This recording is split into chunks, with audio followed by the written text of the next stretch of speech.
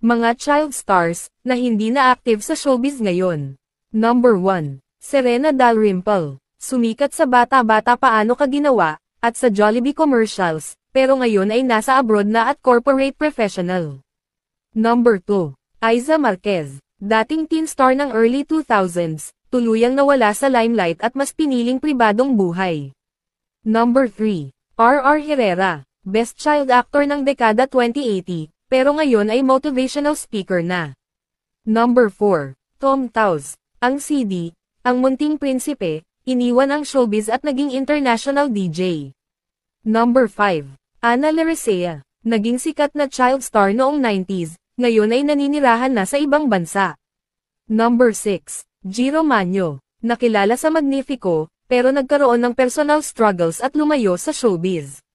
Number 7. Cindy Curlito. Dating child, twin star turned model actress, pero nag-migrate na sa Austria. Number 8. Empress Shop.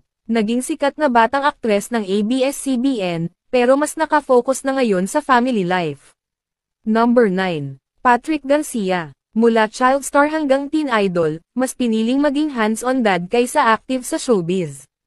Number 10. Nash Aguas. Dating going bulilit star, ngayon ay mas nakatutok sa negosyo at politika.